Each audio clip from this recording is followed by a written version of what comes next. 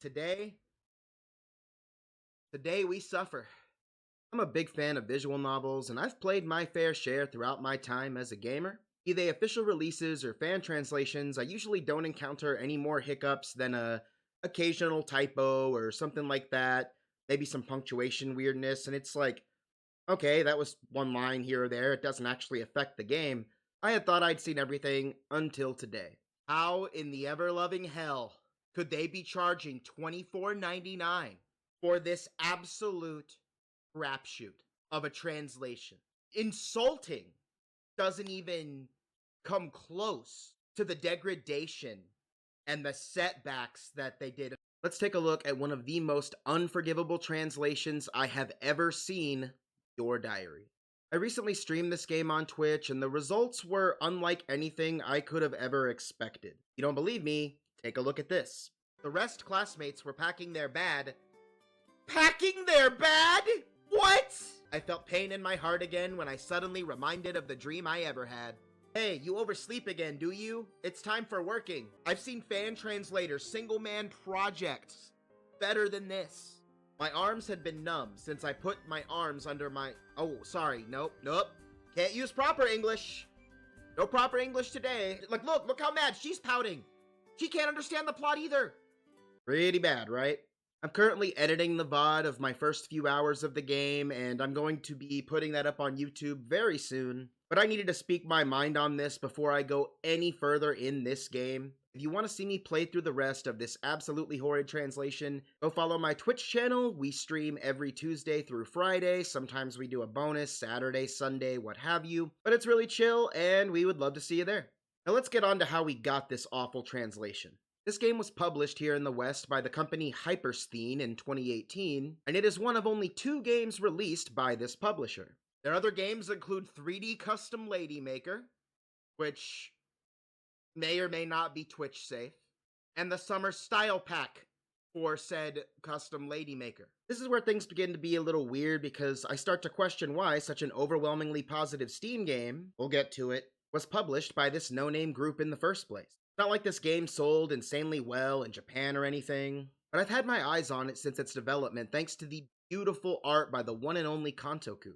I haven't played very much, but so far the story is interesting with your typical cast of characters building up and some supernatural elements presenting themselves. I'm excited to continue playing through it, I just wish it was a little more readable.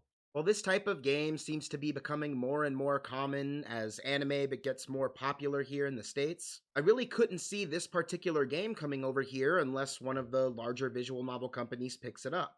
How it ended up in the hands of a no-name publisher with zero visual novel experience to speak of is really beyond me. But my theory is that since nobody wanted the license, they were able to scoop it up on the cheap and thought that they could sell units based on artwork and the anime concept, not realizing that what you actually need is an understandable translation for what is essentially a digital storybook.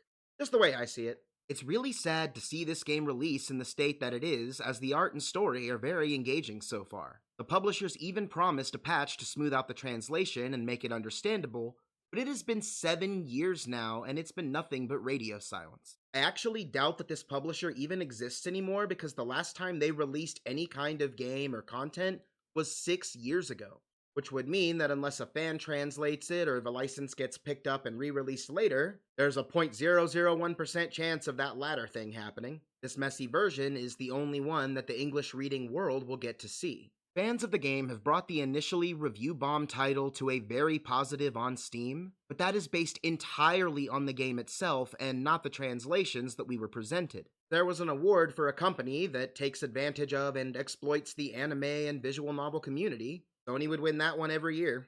I would call it the Hypersthene, simply because it is fucking inexcusable that they put this translation out and did nothing about it.